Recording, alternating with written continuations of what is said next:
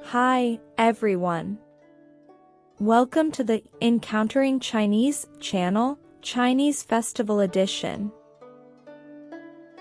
Today, I want to introduce to you an important and joyous festival in Chinese culture, Lunar New Year's Eve.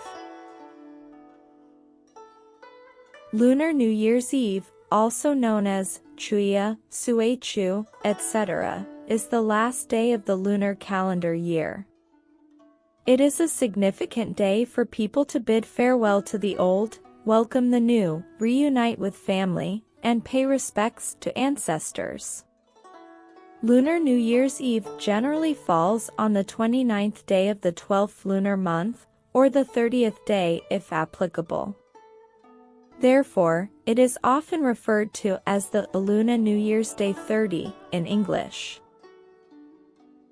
Lunar New Year's Eve, as a traditional and festive day in folk customs, has a long history. The Lushur Chuanqiu winter record mentions that ancient people used drumming on the day before the spring festival to drive away plague ghosts, and held a ceremony called De Nua. From this, it can be seen that on Lunar New Year's Eve, the streets and alleys must be filled with the sound of drums, creating a lively atmosphere. The initial customs of Lunar New Year's Eve were simply ancestral worship or ceremonies to dispel misfortune. However, as time has passed, the folk activities on Lunar New Year's Eve have become more diverse, and people have designated this day as a joyous occasion for grand celebrations. So, what interesting legendary stories are there on Lunar New Year's Eve? During the Eastern Han Dynasty, as recorded in General Principles of Customs by Ying Shao, it was mentioned. County officials often decorated peachwood figures, hung reeds and rushes, and painted tigers on the doors during the Lunar New Year's Eve, all imitating previous practices, hoping to ward off evil. This indicates that since the Eastern Han Dynasty, people have been imitating their ancestors on Lunar New Year's Eve using methods such as painting and hanging reeds to ward off evil. Therefore, the legends of Lunar New Year's Eve are all related to warding off evil beasts. The first legend tells the story of the Old Immortal driving away the Nian beast.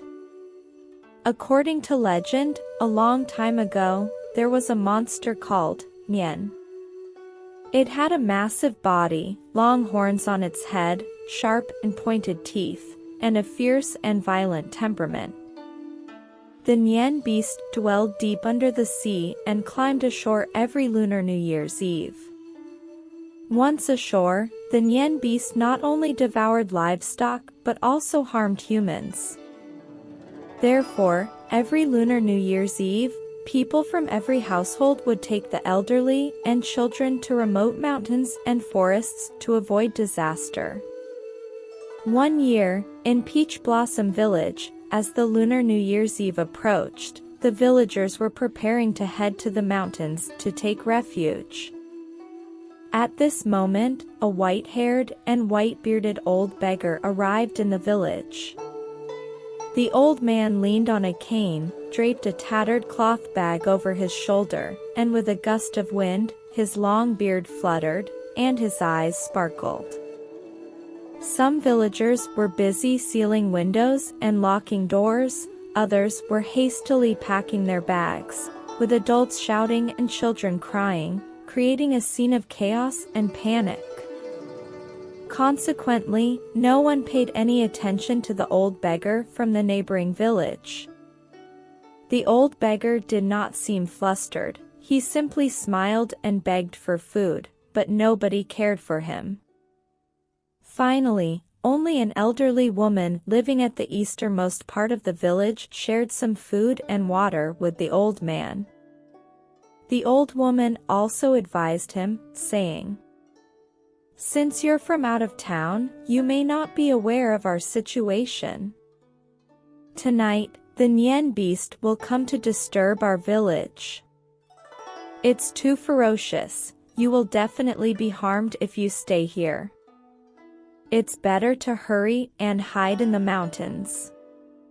The old man seemed unfazed and, while stroking his beard, smiled and said, "Thank you for your hospitality. However, if you allow me to stay here for the night, I promise to drive away that Nian beast." The old woman was surprised by his words. Upon closer observation, she noticed that although the old beggar's hair and beard were white, there was not a single wrinkle on his face. Furthermore, despite his worn-out clothes, he appeared lively and extraordinary. Despite her doubts, the old woman reluctantly agreed to let the old beggar stay at her house, and then packed her bags to hide in the mountains. As midnight approached, the Nian beast indeed invaded the village, but it found the village environment different from previous years. It roamed recklessly everywhere, and when it reached the easternmost part of the village, it saw the house of the old woman. Red papers were posted on the front door, and the house was brightly lit. Unexpectedly, upon seeing all this, the Nian beast trembled and roared in fear. It was instantly agitated. It lingered for a while in front of the old woman's house, and then pounced, attempting to destroy everything. As it approached the entrance, it heard a series of explosions in the courtyard. Frightened by the loud noises, the Nian beast immediately shivered and dared not take another step forward. It turned out that the Nian beast was most afraid of the color red, flames, and explosive sounds. Just then, the door of the old woman's house suddenly opened, and the old beggar dressed in a red robe walked out, laughing heartily.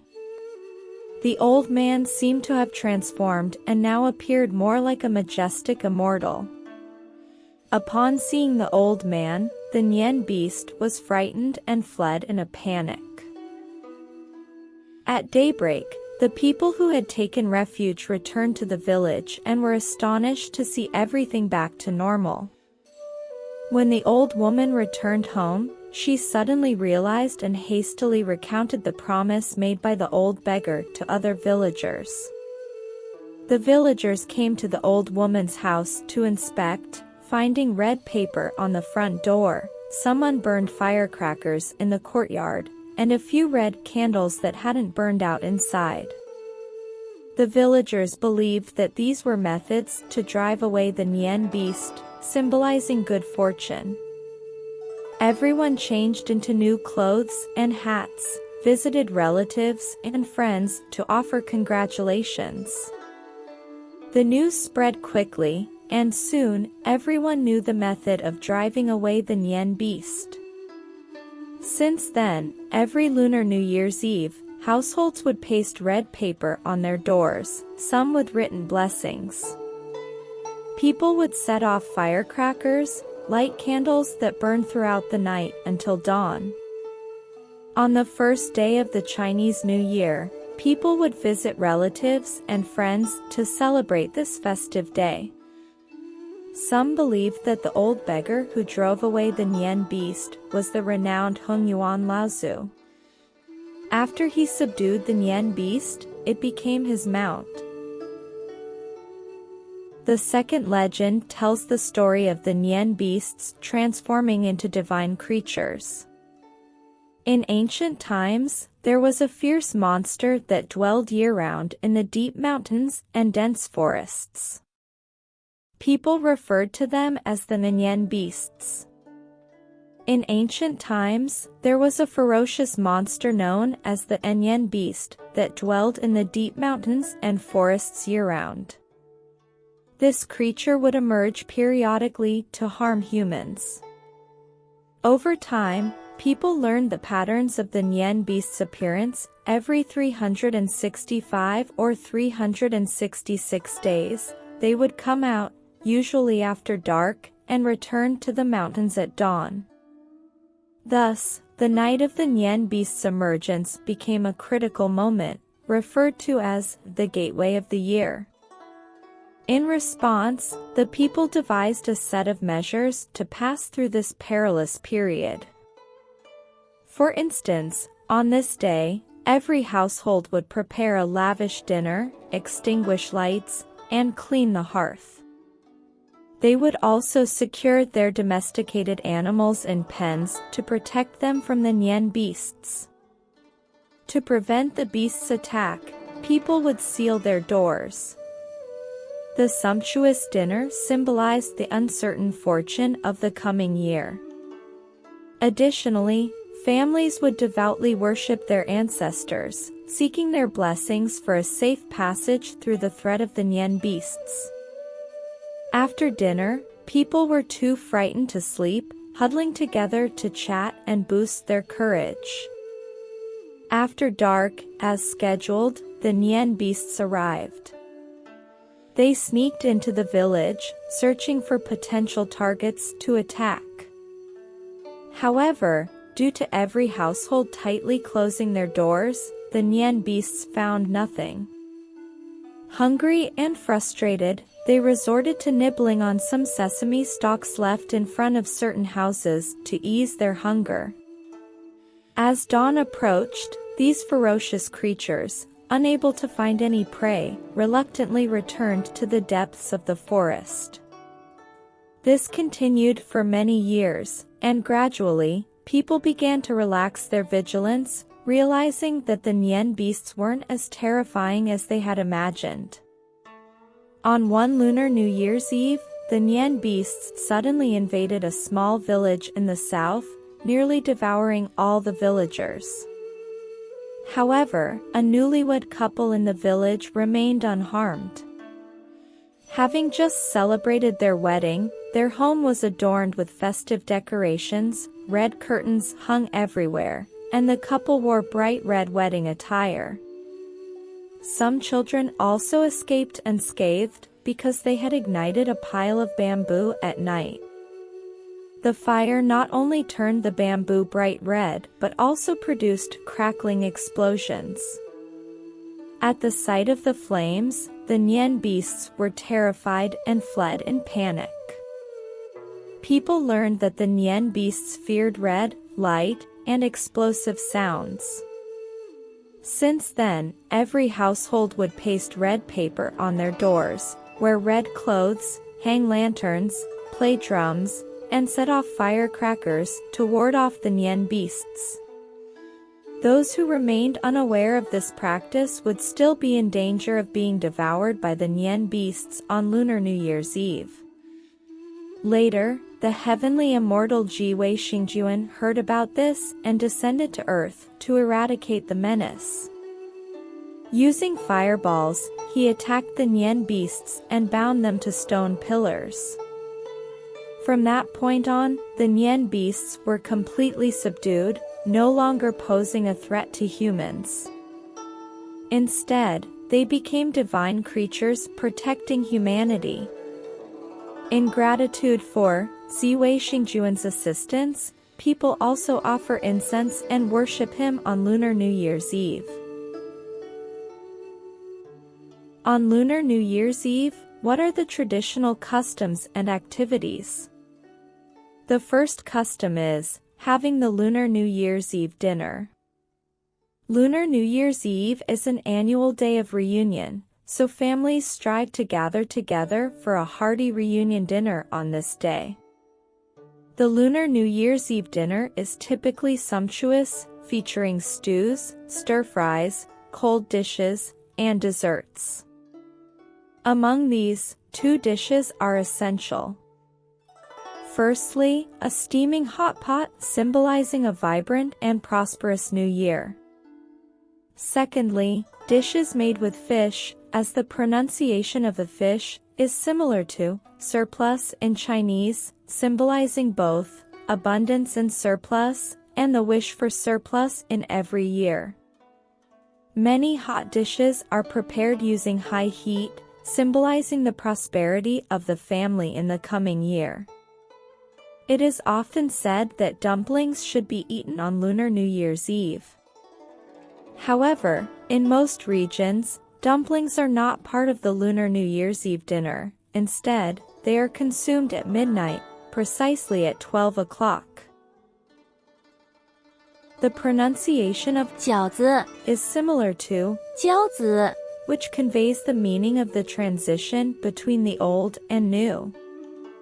Additionally, the shape of dumplings is often folded into a crescent, resembling a large ingot, an ancient form of silver currency. Of course, due to regional variations, the Lunar New Year's Eve dinner differs, and in many southern regions, there is no tradition of eating dumplings. Instead, people may consume tangyuan, symbolizing reunion, or noodles, symbolizing longevity. The second custom is pasting Lunar New Year decorations. Lunar New Year decorations include couplets, door gods, New Year paintings, paper cuts, or characters, and, as the name suggests, regardless of the form, the predominant color is red. The tradition of pasting Lunar New Year decorations has a long history, mainly because people use it as a way to express their hopes for a happy life and their best wishes for a better future. Couplets and New Year paintings originally evolved from pasting door gods. So why do people paste door gods? According to legend, by pasting 2 door gods on the main entrance, all the monsters and demons that harm humans will be intimidated. In folklore, door gods symbolize bravery and strength, as ancient people believed that those with extraordinary appearances often possessed magical abilities. For instance, as mentioned in other stories of the channel, figures like Zhong Kue or Judge Lu, with unusual appearances, were often righteous and capable of capturing demons and evil spirits. Therefore, traditional door gods in folk culture are often depicted with fierce expressions, wielding various traditional weapons, as if ready to combat supernatural entities at any moment. In ancient times, as most main entrances had 2 leaves, people would hang 2 different door gods, not only enhancing aesthetics but also adding a touch of dignity. The 2 ancient door gods were named Shinto and Yulei. According to folklore, there was a ghost realm with a great mountain where a vast peach tree covered 3,000 miles. On the tree lived a golden rooster. Every night, the golden rooster would use its sharp eyes to observe, and when it saw wandering ghosts, it would loudly crow to drive them away, sending them back to the ghost realm. The gate to the ghost realm was located northeast of the peach tree, guarded by 2 immortals, Shinto and Yulei. If any ghosts committed misdeeds at night, the 2 immortals would capture them, tie them up with reed ropes, and send them to feed the tigers. Ghosts were deeply afraid of these 2 immortals, so people would carve their images on wooden boards made of peach wood and place them at the entrance to ward off evil and avoid misfortune. Over time, people found carving images time-consuming, so they only carved their names, known as peachwood talisman, in folk. With the introduction of paper, people abandoned the wooden boards, and this form was later named spring paper, eventually evolving into spring couplets from the Ming Dynasty onwards. Thus, door gods and spring couplets became 2 distinct forms. In the Tang Dynasty and later, people chose 2 real historical generals as door gods, namely Qin Shubao and Yu Qigong. Legend has it that Emperor Taizong of Tang, Li Shimin, once suffered from a strange illness where he heard ghosts wailing outside his door every day, preventing him from sleeping. Later, Emperor Taizong had generals Qin Shubao and Yu Qigong guard his door, and surprisingly, whenever they stood outside, Emperor Taizong no longer heard any strange noises. However, the two generals had more critical tasks and couldn't stand outside every day. Therefore, Emperor Taizong came up with a solution, pasting portraits of the two generals on the bedroom door. As people gradually learned about this story, they also followed suit, and thus, the two generals became door gods for the common people. Later on, for simplicity and aesthetics, people began pasting door gods and spring couplets together, but always on either side of the main entrance. To create a more festive and lively atmosphere at home, people decorate their windows with paper-cut window flowers and affix large, fu'a characters on doors or various items. The primary purpose is to express good wishes for the future. The third custom is setting off firecrackers. On Lunar New Year's Eve, as the new year begins, households celebrate by setting off firecrackers. The crackling sound of firecrackers, initially believed to drive away the mythical Nian beast, has evolved into a festive and joyous activity, symbolizing good luck. The ancient Chinese text, Tong Su Bian Paiyu records, in ancient times, for instance during the Tang dynasty, firecrackers were generally made of bamboo, and called bamboo firecrackers. Over time, paper replaced bamboo, and they became known as paper cannons or crackers. When ignited, these paper cannons produced a loud sound rather than the colorful display of fireworks. People also arranged these paper cannons in a bundle resembling a whip and called it firecracker whip or whip of sound. The fourth custom is ancestor worship. On this significant festival, ancestor worship is an indispensable cultural activity.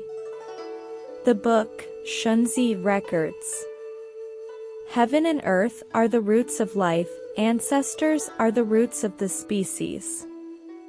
This means that ancient people believed that heaven and earth are the fundamental elements of life, while ancestors are the foundation of human continuity.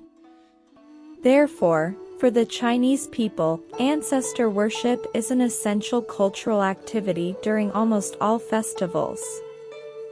On Lunar New Year's Eve, people arrange offerings in front of the ancestral tablets, burn incense, and kneel in respect.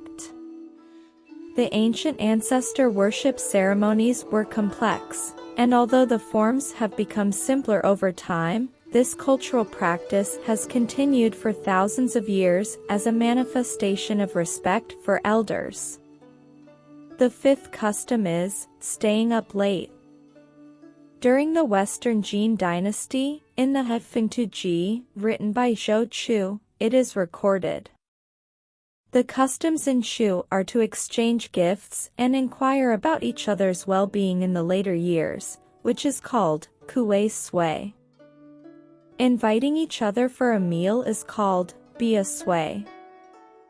On Lunar New Year's Eve, staying up late until dawn without sleeping is called a Shou Sui.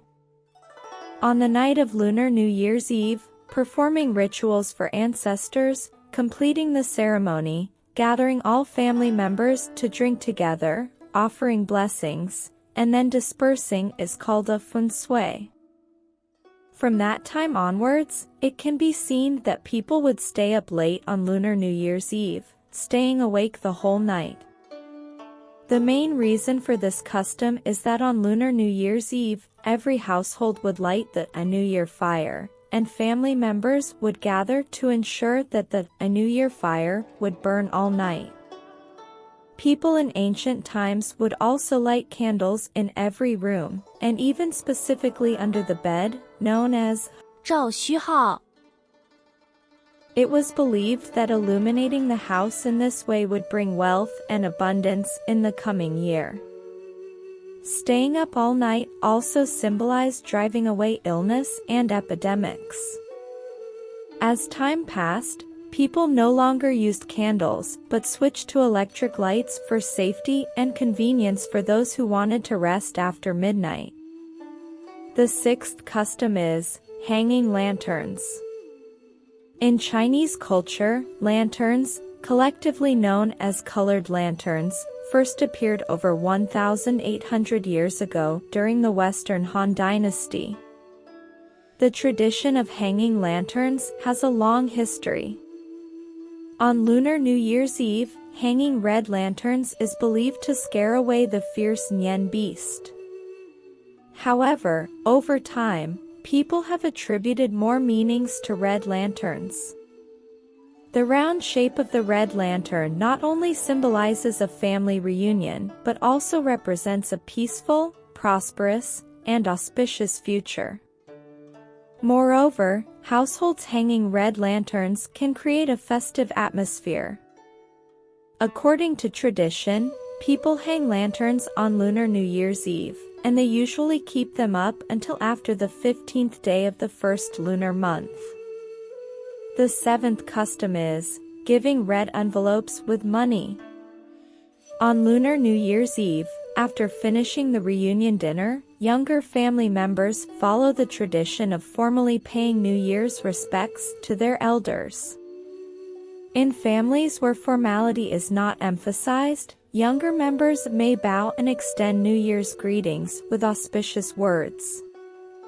In more formal settings, younger members may kneel and kowtow to show respect to their elders. While this tradition may seem serious, it is joyous and celebratory.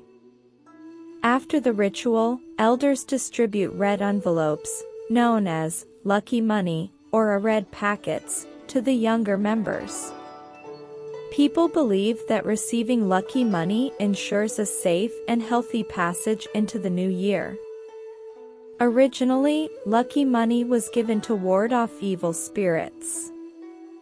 Ancient beliefs held that children, with weaker constitutions, were more susceptible to the influence of malevolent spirits, leading to illness. Red is considered an auspicious color in Chinese culture and is associated with warding off evil spirits. Elders would carefully wrap money in red paper and distribute it to express care and blessings for the younger generation.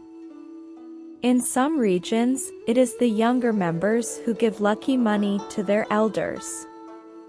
This gesture is seen as a wish for the elders' longevity, as sui in Chinese refers to both age and year. This custom can be traced back to over 2,000 years ago in the Han Dynasty. At that time, lucky money was called victory money, and it was not real currency nor circulated in the market. It was more like a commemorative coin. Over time, real currency replaced symbolic coins for a more practical and valuable gift. Even to this day, many countries have customs to celebrate Lunar New Year's Eve, and the traditions vary across different cultures. However, regardless of the specific customs, compared to the quiet and peaceful atmosphere of Christmas Eve, Lunar New Year's Eve is all about joy and festivity. On such a festive day, are there any taboos in the folk customs? The first taboo is related to pasting New Year red decorations. Pasting New Year red decorations is an important folk activity on Lunar New Year's Eve, with the symbolism of warding off evil and adding a festive atmosphere to the new year. There are many considerations when it comes to pasting New Year red decorations in the folk traditions. For example, the time to paste the decorations should be from 6 a.m. to noon on Lunar New Year's Eve. The red decorations on the front door are usually replaced every year, so the old ones are removed and new ones are pasted during this time. However, if someone in the family has passed away in the current year, it is better not to paste New Year red decorations during the New Year period, mainly to show respect for the departed. If pasting is done, yellow is chosen for the first year, blue for the second year, and it returns to normal red in the third year. If spring festival couplets are pasted on the front door, it is important not to reverse them, as people believe that doing so will bring bad luck for the new year. However, if the couplets are pasted incorrectly, they may seem strange to others and affect one's own mood. Many families also paste the character of Fu on the front door or objects, and there are specific requirements for pasting it. The character of Fu on the front door must be right side up, while on objects like water jars or trash bins, the character of Fu should be pasted upside down. This folk custom, rather than being a strict taboo, is more like a convention and widely accepted rule. The second taboo is breaking things. People believe that breaking things is an inauspicious event. On such a festive day like the 30th day of the lunar calendar, one must handle things carefully and avoid breaking them to prevent bad luck.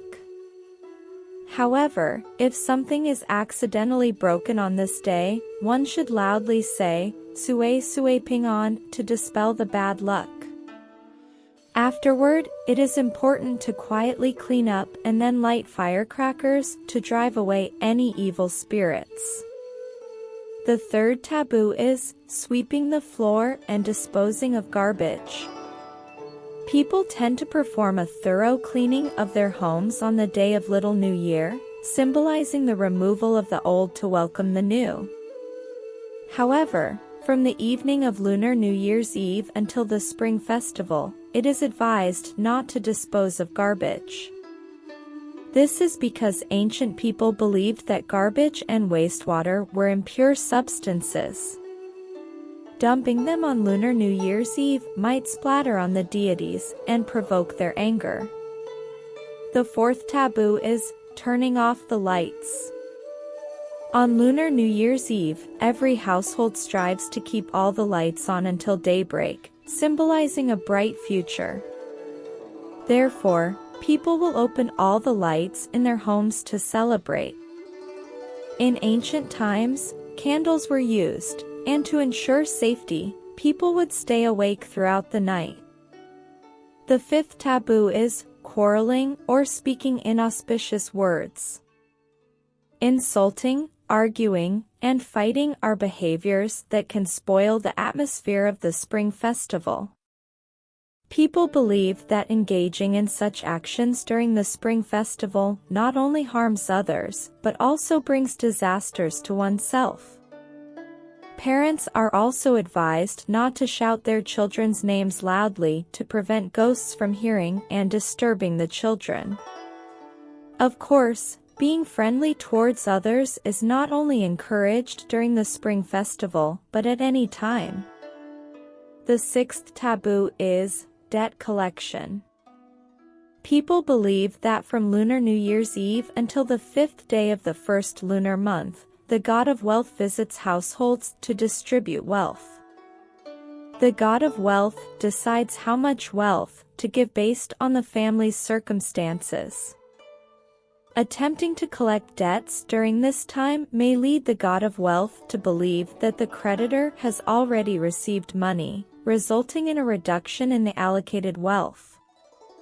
However, in reality, engaging in debt collection during the Spring Festival can create unhappiness for both parties and affect the festive and harmonious atmosphere.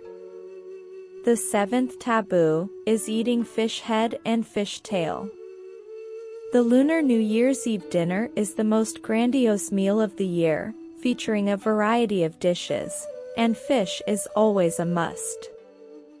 Because the pronunciation of a fish is similar to a surplus, in Chinese, eating fish symbolizes abundance and surplus. However, the entire fish should not be consumed. Instead, The head and tail should be left to symbolize surplus from the beginning to the end of the new year. Certainly, whether it's legends, customs, or taboos, they all express people's hopeful anticipation for a better future. Please listen with a rational perspective. Once the Lunar New Year's Eve passes, the Spring Festival officially begins. Here, I wish everyone a happy Lunar New Year. Alright, today's special program on Lunar New Year's Eve concludes here. If you enjoy our channel, please give us a thumbs up and subscribe. Your comments and shares are greatly appreciated. See you in the next episode.